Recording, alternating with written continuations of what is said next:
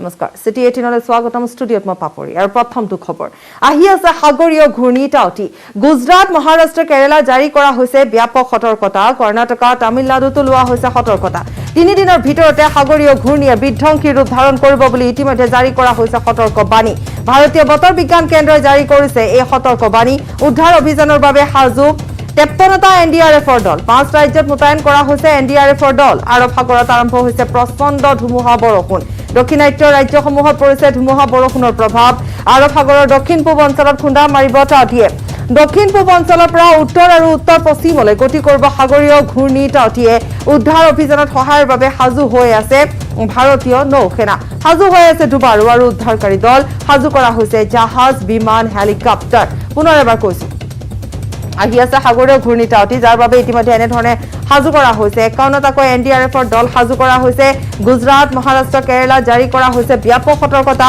কৰ্ণাটক তামিলনাডুত সতৰ্কতা লোৱা হৈছে 3 দিনৰ ভিতৰত সাগৰীয় ঘূৰ্ণীয়ে বিধ্বংসী ৰূপ লোৱাৰ সম্ভাৱনা আছে সতৰ্কবাণী ইতিমধ্যে জাৰি কৰা হৈছে ভাৰতীয় বতৰ বিজ্ঞান কেন্দ্ৰই এই সতৰ্কবাণী জাৰি কৰিছে আমি পুনৰ কৈছো সাজু হৈ আছে এনডিআৰএফৰ 53টাকৈ দল আৰু এই মুহূৰ্তত আমি সংযুক্ত হৈছো আমাৰ সাংবাদিক মনু ভাৰতী গতিকে আমি তেওঁৰ সৈতে মনু ভাৰতৰ পৰা আমি অধিক জানিম কেৰালাত আছে কেৰালাৰ সংবাদদাতা मनु जी पहले तो हम जानना चाहेंगे फिलहाल इस वक्त की ताजा जानकारी आपसे पहले जान लेंगे हम हाँ केरला में अभी मैं अभी कन्नूर में है कन्नूर में अभी बारिश थोड़ा कम हो गया है लेकिन कल रात से इधर बहुत ज़्यादा बारिश है we had intermittent rains since yesterday अभी तो थोड़ा कम हो चुका है जो साइक्लोन लक्षद्वीप के सामने जो शुरू किया है वो केरल के off this coast of Kannur from here where I am standing 290 kilometers far to the sea the cyclone moved parallelly through the coastal line of Kannur and that has affected Kerala तो आप देख सकता है the rough sea कितना sea rough है और इसमें हवा there is heavy wind that was in the shores of Kerala the fishermen community has been warned not to go into the sea since yesterday they are all keeping away from sea and the authorities the प्रशासन ने जो इधर का coastal areas में जो रहने वाले को they have clear indication have been given that they should shift to the houses of relatives or to the relief camps Manu due to notice due to Manu, due to notice, it's Kerala received heavy rainfall, storm. आपके पास और क्या जानकारी हो सकती है आपने कहा कि फिलहाल वहाँ पे बारिश थम गया है जबकि जानकारी के मुताबिक वहाँ पे हैवी रेनफॉल होने वाला है और 3 दिनों में शायद ये जो माहौल है ये जो परिस्थिति है ये चेंज हो जाएंगे और लगातार ये चेंज होने की मतलब दावेदार है और बताया गया है कि लगातार चेंज हो जाएगा मौसम जो है लगातार चेंज होगा और उसके वजह से जो एनडीआरएफ है उसका वो लोग भी मतलब अभी पूरी तरह से तैयार है रेस्क्यू टीम पूरी तरह से तैयार है मनु भारत हाँ रेस्क्यू टीम पूरी तरह से तैयार है एनडीआरएफ स्टेशन है और आर्मी का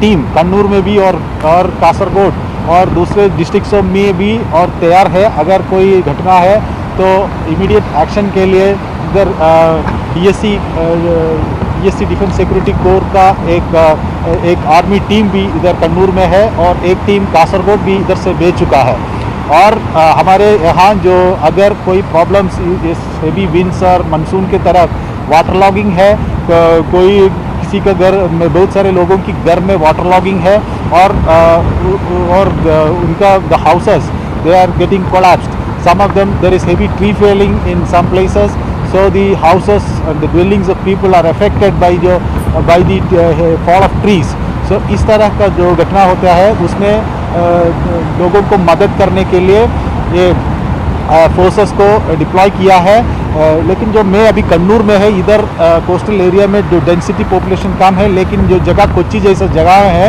उधर बहुत सारे लोग कोस्टल एरिया में रहते हैं उधर पानी water logging is more serious than in Kannur the sea is so rough so it leads to water logging and in Kannur में थोड़ा वाटर लॉगिंग कम है लेकिन कोच्चि जैसा जगह में there are more water bodies उधर वाटर लॉगिंग बहुत ज़्यादा है और लोगों को बहुत परेशान हो चुका है। इसी जगह से बहुत सारे रिलीफ कैंप शुरू किया है और कोरोना एक बहुत इम्पोर्टेंट मैटर है। इधर केरल में कोरोना का स्पाइक हो चुका है, इसलिए जो लोग रिलीफ कैंप्स में आता है उनको टेस्ट करता है, फिर वो रिलीफ कैंप्स में रहता है। जो टेस्ट नहीं किया है उसको अपने रिलेटिव्स के जगह में भेज चुका है। और कोविड प्रोटोकॉल्स रिलीफ कैंप्स के में मेंटेन करने के लिए भी वो मेरा कोशिश इधर हो रहा है। और सभी जगहों में कंट्रोल रूम्स को शुरू किया है, जिनको जो कोई प्रॉब्लम्स है हर तालुक में कंट्रोल रूम तहसीलदार इसका लीड करेंगे और हर तालुक में कंट्रोल रूम शुरू किया है। और हर विलेज में रिलीफ कैंप शुरू करने के लिए भी तैयारी है।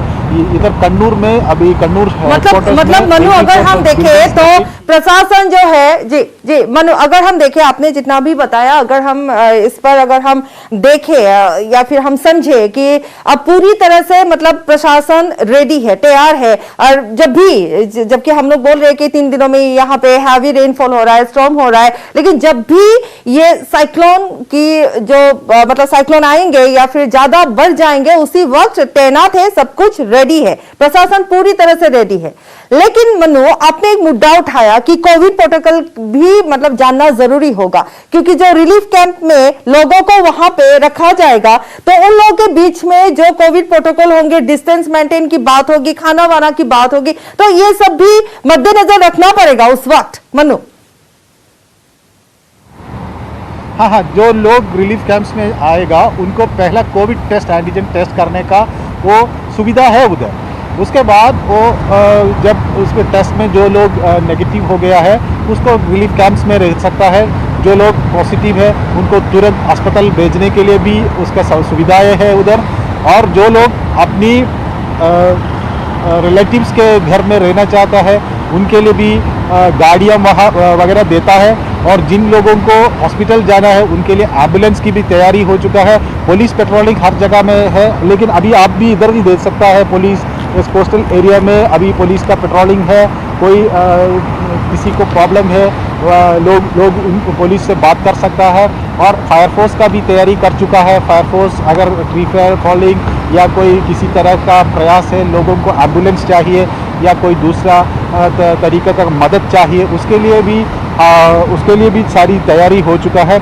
इस तरह का जो कोविड प्रोटोकॉल स्ट्रिक्टली मेंटेन करने की ज़रूरत है, ये प्रशासन ने लोगों को बता चुका है और इसके लिए पूरी तैयारी किया है। जो इस तरह का सुविधा है, बहुत सारे स्कूल्स अभी जो फंक्शन नहीं कर सकता है, इस स्कूल्स में कोविड प्रोटोकॉल्स मेंटेन करके रिलीफ कैंप शुरू करने के लिए लोकेट कर चुका है। उधर पानी वगैरह का बंदोबस्त किया है। लेकिन इधर कन्नूर में बहुत सारे लोग इस तरह का जो गवर्नमेंट का रिलीफ कैंप्स में नहीं गया है, लेकिन जो जगह कोच्चि जैसा जगह है, एर्नाकुलम डिस्ट्रिक्ट और कैलिकट जो मेन सिटीज है केरल का, उधर रिलीफ कैंप्स है। उस रिलीफ कैंप्स में इस तरह का पूरा बंदोबस्त कर चुका है जी, मतलब कोविड का पूरा बंदोबस्त है। और शुक्रिया अभी मनु भारत जी, हम आपको इस वक्त के लिए हम विदा लेते हैं आपसे, लेकिन 7:50 पर हम फिर से आपसे जुड़ेंगे और डिटेल्स में हम लेंगे। अब इस वक्त के लिए आपको शुक्रिया मनु जी।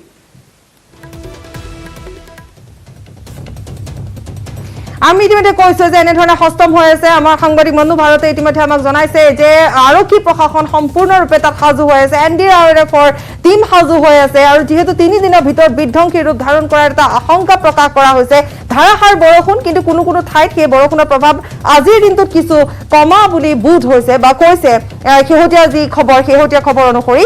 কিন্তু তথাপিতো যিহেতু আমি কৈছো যে 3 দিন আহি আছে সাগৰীয় ঘূৰ্ণী টাউটি, গতিকে টাউটিয়ে কি ৰূপ ল'ব, কি বিধ্বংসী ৰূপ ল'ব, তাৰ বাবে ইতিমধ্যে সতৰ্কতা জাৰি কৰা হৈছে গুজৰাট, মহাৰাষ্ট্ৰ, কেৰালাত। আৰু ইতিমধ্যে আমি সমান্তৰালভাৱে জনাই গৈছো যে ইয়াৰ প্ৰভাৱ 5 ৰাজ্যত পৰিব।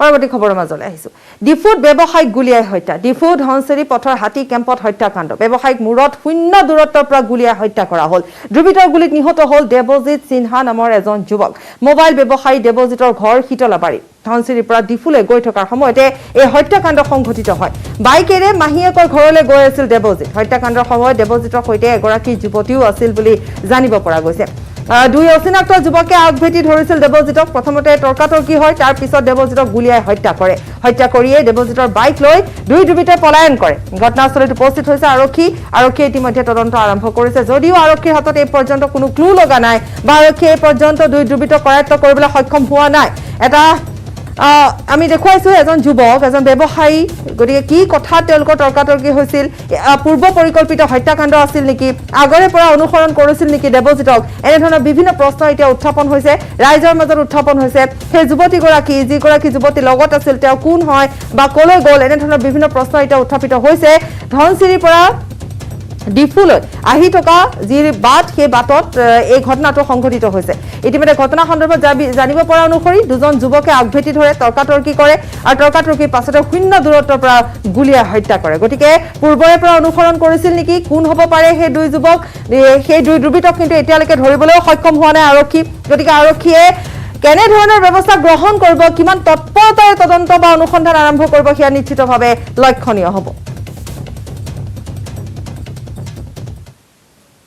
এনেকুৱা হ'ল দুজন ল'ৰা এজন আৰু ছোৱালী এজনী গাৰ্লফ্ৰেণ্ডৰ সৈতে আহি আছিলে ধনচিৰিৰ ফালৰ পৰা ইয়াতে সংঘটিত হ'ল দুজন ল'ৰাই তেওঁলোকক ৰাখি গুলিয়াই মটৰচাইকেলখন কাঢ়ি লৈ গৈছে তেওঁলোকৰ তেওঁলোকে .22 পিষ্টল ব্যৱহাৰ কৰিছে এতিয়া তদন্ত চলি আছে এতিয়া কোন ইনভলভ আছে কি আছে ক'ব পৰা হোৱা নাই আমাৰ তদন্তৰ পিছতহে ক'ব পৰা যাব क्या चीज़ से मार दिया बंदूक ऐसे छोटा बंदूक से बंदूक का देखने में कैसा लगा था देखने में से दिम्मा से जैसे लग रहा था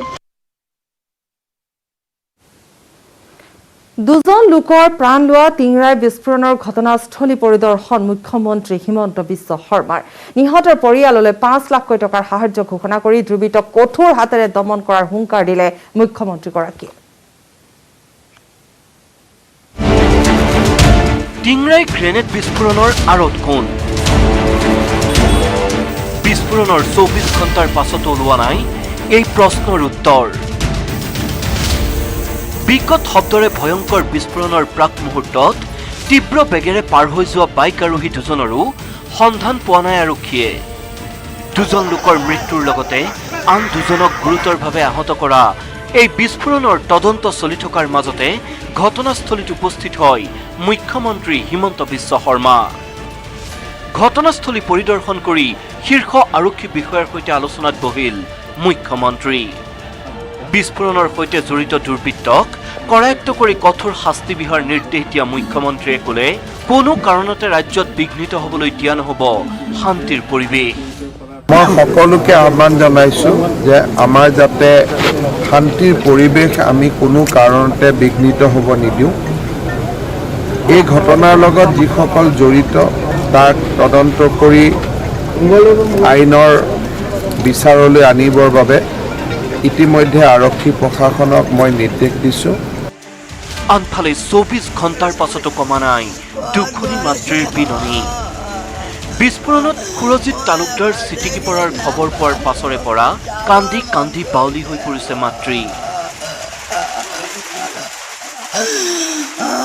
সুৰজিতে আছিল অতিকৈ দৰিদ্ৰ পৰিয়ালটোৰ একমাত্ৰ ভৰসা পুৰণমল আগৰৱালাৰ হাৰ্ডৱেৰ দোকানত কাম কৰি সুৰজিতে পোহপাল দিছিল পিতৃ মাতৃক বিস্ফোৰণে প্ৰাণ কাঢ়ি নিয়া সেই সুৰজিৎ তালুকদাৰৰ বজাত পদধূলা দিলে মুখ্যমন্ত্ৰীয়ে কথা পাতিলে দুৰ্ভগীয়া পিতৃ মাতৃৰ সৈতে অসহায় পৰিয়ালটোক বুজনি দি বিস্ফোৰণত মৃত্যু হোৱা দুয়োটা পৰিয়াললৈ 5 লাখ টকাৰ এককালীন সাহায্য দিয়াৰ ঘোষণা মুখ্যমন্ত্ৰীৰ মৃত দুয়োগৰাকী ব্যক্তিৰ পৰিয়াললৈ 5 লাখ টকাৰ আৰ্থিক সাহায্য আমি প্ৰদান কৰিম ডিব্ৰুগড় চিকিৎসা মহাবিদ্যালয়ত আন দুগৰাকী চিকিৎসাধীন হৈ আছে তেখেতসকলৰো আমি চিকিৎসাৰ ব্যৱস্থা কৰিম সঞ্জীৱ সিঙৰ পৰিয়ালতো একেই দুৰ্দশা শুকুৰবাৰে দুপৰীয়া 1 বজাত পুৰণমল আগৰৱালাই দোকান বন্ধ কৰিবলৈ লোৱাৰ সময়তে সংঘটিত বিস্ফোৰণে প্ৰাণ কাঢ়ি নিলে গ্ৰাহক সঞ্জীৱৰ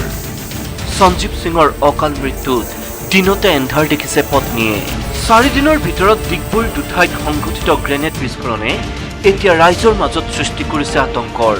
প্ৰশ্ন হয়, কঠোৰ হাতেৰে পৰিস্থিতি নিয়ন্ত্ৰণ কৰাৰ মুখ্যমন্ত্ৰীৰ আশ্বাসত আশ্বস্ত হ'ব পাৰিবনে উজনিৰ ৰাইজ?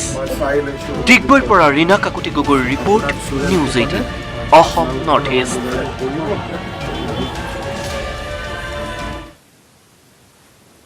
খবৰৰ অপহৃত বিষয়া ৰিতুল শইকীয়াৰ সন্দৰ্ভত প্ৰতিক্ৰিয়া প্ৰকাশ কৰিছে মুখ্যমন্ত্ৰীয়ে। অপহৃত ৰিতুল শইকীয়া সম্প্ৰতি ম্যানমাৰত আছে আৰু সম্পূৰ্ণ সুস্থ অৱস্থাত আছে। শইকীয়াক উদ্ধাৰৰ চেষ্টা অব্যাহত থকা বুলি মন্তব্য কৰিলে মুখ্যমন্ত্ৰী ডক্টৰ হিমন্ত বিশ্ব শৰ্মাই। পুনৰ কৈছো, যিহেতু আমি পুনৰ কৈছো যে ৰিতুল শইকীয়া সম্প্ৰতি ম্যানমাৰত আছে, সুস্থ অৱস্থাত আছে। এই কথা আজি কিছুদিন পূৰ্বে মাজুলীত উপস্থিত হৈ পাকে প্ৰকাৰে মুখ্যমন্ত্ৰীগৰাকীয়ে জনাইছিল, ৰিতুল শইকীয়াৰ পত্নীক জনাইছিল। আৰু এইবাৰ তিনিচুকীয়া ভ্ৰমণ কালছোৱাত সম্পূৰ্ণ স্পষ্টভাৱে এই কথা জানিব পৰা গৈছে যে ইতিমধ্যে চৰকাৰৰ তৰফৰ পৰা ৰিতুল শইকীয়াক উদ্ধাৰৰ বাবে চেষ্টা অব্যাহত আছে। ৰিতুল শইকীয়া সম্পূৰ্ণ সুস্থ অৱস্থাত আছে, ম্যানমাৰত আছে। আৰু শেহতীয়াকৈ আমি দেখিছিলো যে মাজুলীত যিহেতু ৰিতুল শইকীয়াৰ পত্নীয়ে সাক্ষাৎ কৰিবলৈ গৈছিল, মুখ্যমন্ত্ৰীগৰাকীক সাক্ষাৎ কৰিবলৈ গৈছিল, সেই সময়ছোৱাতে কথা বতৰা হৈছিল। আৰু তেতিয়াই মুখ্যমন্ত্ৰী ডক্টৰ হিমন্ত বিশ্ব শৰ্মাই আশ্বাস প্ৰদান কৰিছিল যে ৰিতুল শইকীয়া আছে, সুস্থ অৱস্থাত আছে, ম্যানমাৰত আছে, অৰ্থাৎ আলফা স্বাধীনৰ হাতত আছে। আৰু আজিৰ দিনটোতো তিনিচুকীয়া ভ্ৰমণ কালতো মুখ্যমন্ত্ৰীগৰাকীয়ে এই কথাই দোহাৰে যে বৰ্তমান ৰিতুল শইকীয়া সুস্থ অৱস্থাত আছে, অপহৃত ৰিতুল শইকীয়া আৰু ম্যানমাৰত আছে। চৰকাৰে আলোচনা কৰি চেষ্টা অব্যাহত ৰাখিছে যাতে ৰিতুল শইকীয়াক অনতিপলমে উভতাই আনিব পাৰে। শেহতীয়া তথ্যমতে ৰিতুল শইকীয়া ম্যানমাৰত আছে। কাৰ লগত আছে, কি কথা, সেইখিনি আপোনালোকে জানিবই। অৱশ্যে তেওঁ আমাৰ হাতত যিখিনি খবৰ আছে সেই খবৰ মতে তেওঁ বৰ্তমান কুশলে আছে, ভাল স্বাস্থ্যত আছে। তেখেতৰ মুক্তিৰ বাবে সম্ভৱপৰ সকলো ব্যৱস্থা আমি চলাই আছোঁ।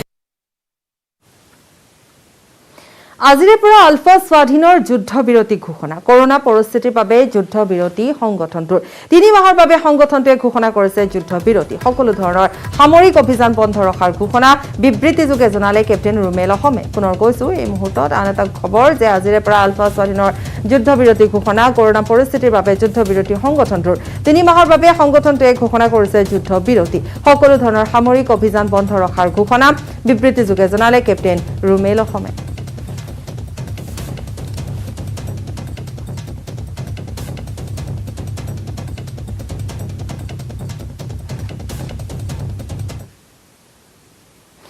জটিল হৈ পৰিছে দেশৰ কৰোনা পৰিস্থিতি। বিগত 3 সপ্তাহে ভাৰতত দৈনিক আক্ৰান্ত হৈ আছে 3 লক্ষাধিককৈ লোক। সাম্প্ৰতিক পৰিস্থিতিক লৈ উচ্চস্তৰীয় বৈঠকত মিলিত হ'ল প্ৰধানমন্ত্ৰী নৰেন্দ্ৰ মোদী।